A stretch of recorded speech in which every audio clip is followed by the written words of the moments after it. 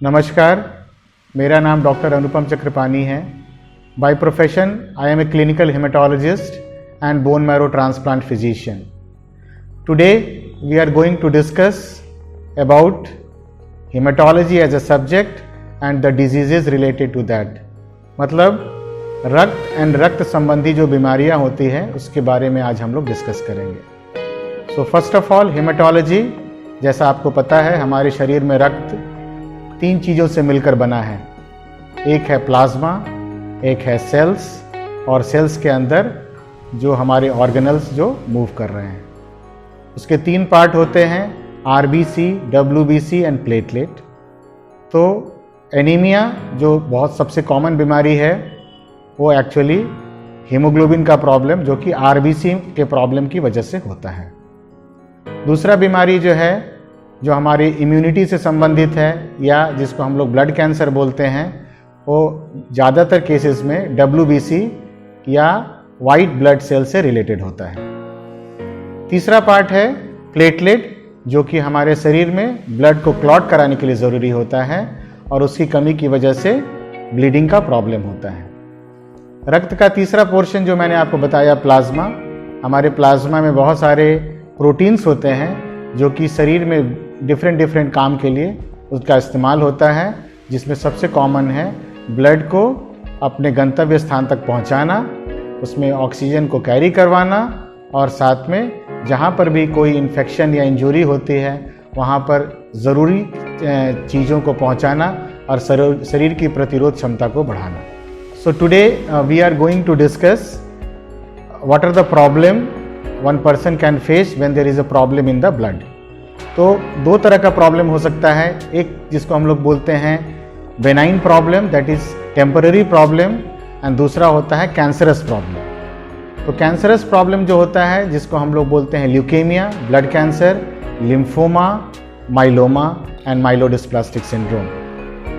Non cancerous problem जो हमारे haematology department से संबंधित है उसमें जनरली सबसे कॉमन है जो bleeding disorders like haemophilia, von Willebrand disease, immune thrombocytopenia, रक्त न बनने की बीमारियां जैसे एप्लास्टिक एनीमिया, न्यूट्रिशनल एनीमिया और भी बहुत सारी बीमारियां जो रक्त से संबंधित है। तो आज एक के बाद एक हम लोग इसके बारे में थोड़ा सा डिस्कशन करेंगे और आपको इसके बारे में इंफॉर्मेशन देंगे।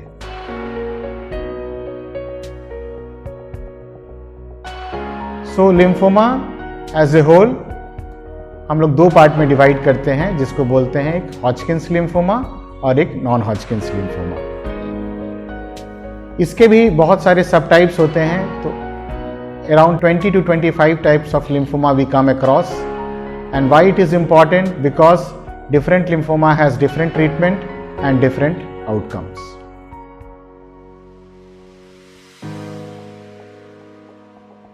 द मोस्ट कॉमन सिम्टम्स जो लक्षण होते हैं लिम्फोमा के, आइदर वो हॉजकिंस लिम्फोमा हो या नॉन हॉजकिंस लिम्फोमा हो, generally they present with some swelling somewhere in the body. Like आपके गले में कोई स्वेलिंग हो सकती है, एक्जिला में स्वेलिंग हो सकती है, पेट के अंदर स्वेलिंग हो सकती है।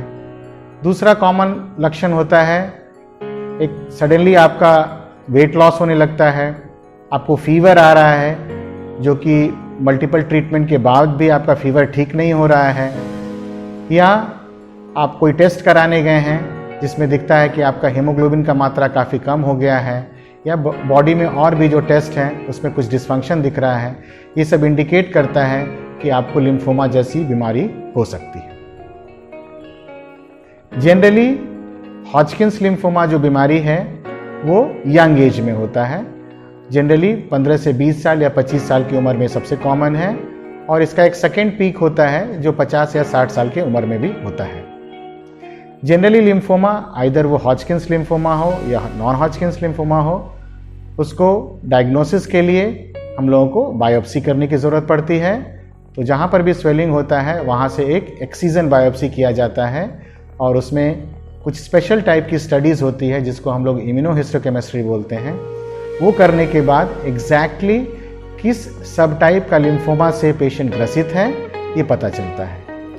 ये बहुत ज़रूरी है क्योंकि जैसा मैंने शुरुआत में ही आपको कहा कि हर एक लिम्फोमा का ट्रीटमेंट अलग है, उसका रिजल्ट अलग है, उसका आउटकम अलग है। इसीलिए शुरुआती दौर में ही इसका डिटेल एग्जामिनेशन एंड इवैल्यूएशन होना बहुत ज़रूरी है। एक बार जब लिम्फोमा का डायग्नोसिस हो जाता है तो हम लोग उसका स्टेजिंग करते हैं, जिसके लिए सबसे इम्पॉर्टेंट टेस्ट है होल बॉडी पेट सीटी स्कैन। ये एग्जैक्टली बताता है कि हमारे शरीर में लिम्फोमा का क्या स्टेज है, वो पहली स्टेज में है या चौथे स्टेज में है। जिस भी स्टेज में हो मरीज को घबराने की ज़रूरत नहीं है, क्योंकि ट्रीटमेंट है और जिससे इसको ठीक किया जाता है। तो सर्वप्रथम हॉजकिंस लिम्फोमा जो बीमारी मैंने आपको बताया, उसका ट्रीटमेंट के लिए हम लोग मेडिसिन देते हैं जिसको कीमोथेरेपी बोला जाता है, और इसमें 4 से 5 तरह का मेडिसिन का कॉम्बिनेशन होता है जो कि हम लोग 5 से 6 महीने तक देते हैं। और generally Hodgkin's lymphoma is considered as one of the curable cancer, means कि अगर इसका ढंग से इलाज किया गया, मरीज इस इलाज को अच्छी तरह से ले पाया, तो ये बीमारी हमेशा के लिए ठीक हो जाती है और कोई लॉन्ग टर्म साइड इफेक्ट भी नहीं होता है। तो जनरली अर्ली स्टेज का बीमारी, जिसको स्टेज 1 और स्टेज 2 की बीमारी बोलते हैं, इसमें ये बीमारी लगभग 80 से 90% मरीजों में संपूर्णतः ठीक हो जाती है। एडवांस स्टेज में स्टेज 3 और स्टेज 4 और समटाइम जिसको हम लोग बोलते हैं बल्की डिजीज, मतलब बीमारी काफ़ी बड़ी थी शुरुआती दौर में, वहाँ पर ठीक होने की गुंजाइश थोड़ी कम होती है, फिर भी 70 से 80% लोग ठीक हो सकते हैं।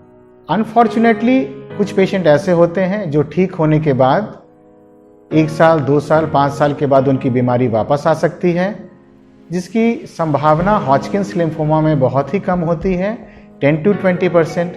बट वैसे मरीज को भी फर्दर इलाज करके आप ठीक कर सकते हैं। उस ट्रीटमेंट पद्धति को हम लोग बोलते हैं सैल्वेज कीमोथेरेपी, मतलब एक बड़ा कीमोथेरेपी दिया जाता है, फिर एक बोन मैरो ट्रांसप्लांट किया जाता है। और बोन मैरो ट्रांसप्लांट करने से जो एक मरीज की बीमारी जो लौट जाती है, उसको भी दोबारा क्योर करने की क्षमता होती है, और इस ट्रीटमेंट के दौरान आप उसको क्योर कर सकते हैं। हॉजकिंस लिम्फोमा कीमोथेरेपी में जो दवाइयाँ इस्तेमाल होती हैं, जो सबसे कॉमन कीमोथेरेपी प्रोटोकॉल जो होता है, उसको हम लोग बोलते हैं ABVD कीमोथेरेपी, जिसमें 4 तरह का मेडिसिन होता है, एड्रियामाइसिन, विनब्लास्टिन, ब्लियोमाइसिन एंड डाकारबाजिन। ये सबसे कॉमन ड्रग कॉम्बिनेशन है। आज रिसेंट एडवांसमेंट में हॉजकिंस लिम्फोमा में इम्यूनोथेरेपी का भी काफ़ी रोल है, जिसमें ब्रेंटुक्सीमैब एंड निवुलुमैब बोल के नई दवाइयाँ हैं, जिसको इम्यूनोथेरेपी की तरह वो काम करता है, और मिनिमम साइड इफ़ेक्ट और नो साइड इफ़ेक्ट के साथ बहुत रेजिस्टेंट केसेस ऑफ हॉजकिंस लिम्फोमा को भी आप इस दवाइयों से क्योर कर सकते हैं।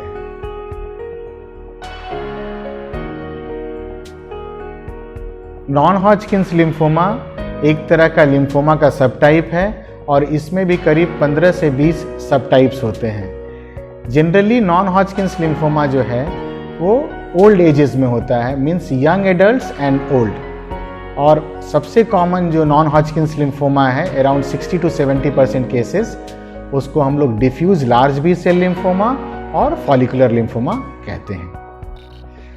सिम्टम्स जैसा लिम्फोमा, अन्य लिम्फोमा की तरह cervical lymph node swelling, axillary lymph node swelling, पेट में स्वेलिंग, वजन कम हो जाना, लगातार बुखार आना, हीमोग्लोबिन की मात्रा कम हो जाना, शरीर में कुछ चेंजेस आना जो कि normal day to day activity में आप नोटिस करते हैं, उस तरह की चीज़ों से लेकर ये बीमारी प्रेजेंट कर सकती है।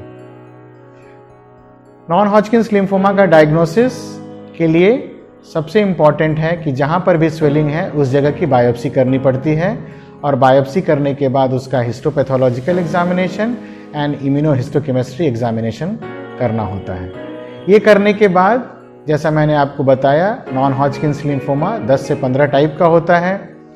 तो एग्जैक्टली किस टाइप का नॉन हॉजकिंस लिम्फोमा है वो हम लोग उसको पकड़ते हैं। और जैसे मैंने आपको बताया, सबसे कॉमन होता है diffuse large B cell lymphoma और फॉलिकुलर लिम्फोमा, और जनरली मेडिकल टर्म में हम लोग इसको बोलते हैं CD20 positive non Hodgkin's lymphoma. CD20 positive बोलने का ये मतलब है क्योंकि हमारे पास कुछ टारगेटेड कीमोथेरेपी हैं जो कि डायरेक्ट जाके CD20 सेल्स पे काम करते हैं और इसके कारण मरीज के स्वस्थ होने की संभावना काफ़ी बढ़ जाती है। और जो कीमोथेरेपी हम लोग नॉन हॉजकिंस लिम्फोमा में इस्तेमाल करते हैं वो diffuse large B cell lymphoma में उसको हम लोग RCHOP कीमोथेरेपी कहते हैं। R का मतलब होता है रिटुक्सीमैब, C का मतलब होता है साइक्लोफॉस्फामाइड, H का मतलब होता है विनक्रिस्टिन, O का मतलब होता है एड्रियामाइसिन एंड P का मतलब होता है प्रेडनिसोलोन। तो ये एक ड्रग का कॉम्बिनेशन है जो कि जनरली हम लोग DLBCL केसेस में यूज़ करते हैं।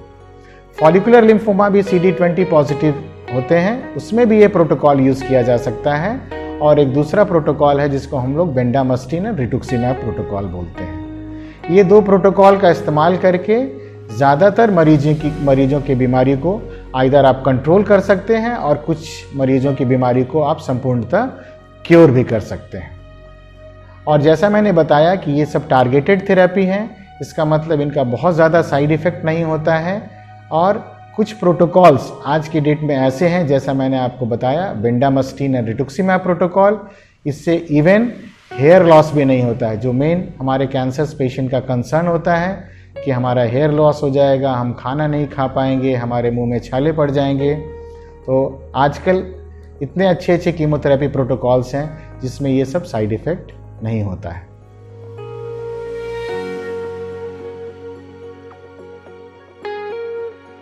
नॉन हॉजकिंस लिम्फोमा जैसा मैंने आपको बताया ये ज़्यादातर young adults and old age group का ये बीमारी है, मतलब 30 साल से लेकर 60 या 70 साल की उम्र में ये देखा जाता है। यंग एज ग्रुप में भी होता है बट इसकी मात्रा हॉजकिंस लिम्फोमा के रेशियो में काफ़ी कम होती है। नॉन हॉजकिंस लिम्फोमा का ट्रीटमेंट कंप्लीट हो जाने के बाद मरीज को अपने प्राइमरी डॉक्टर के साथ रेगुलर चेकअप और फॉलोअप में रहना पड़ता है। हर 3-3 महीने पे मरीज को एक बार क्लिनिकल एग्जामिनेशन और कुछ ब्लड टेस्ट होते हैं लाइक CBC एंड LDH करके एक बार डॉक्टर को दिखाने की आवश्यकता पड़ती है, क्योंकि इसी से आप अगर बीमारी वापस आ रही है तो इसको जल्दी से जल्दी पकड़ सकते हैं। और जनरली अर्ली स्टेज बीमारियां जो होती है नॉन हॉजकिंस की उसमें अराउंड 50 to 60% केसेस में ये बीमारी संपूर्णतः ठीक हो जाती है या ये बीमारी वापस नहीं आती है।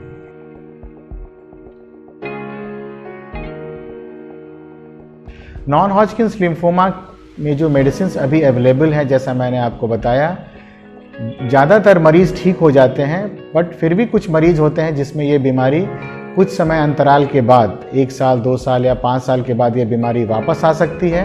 वैसे कंडीशन में हम लोग हाई डोज कीमोथेरेपी देकर उस बीमारी को कंट्रोल कर सकते हैं और बोन मैरो ट्रांसप्लांट मतलब कि ऑटोलोगस बोन मैरो ट्रांसप्लांट करके इस बीमारी को दोबारा कंट्रोल किया जा सकता है या क्योर किया जा सकता है।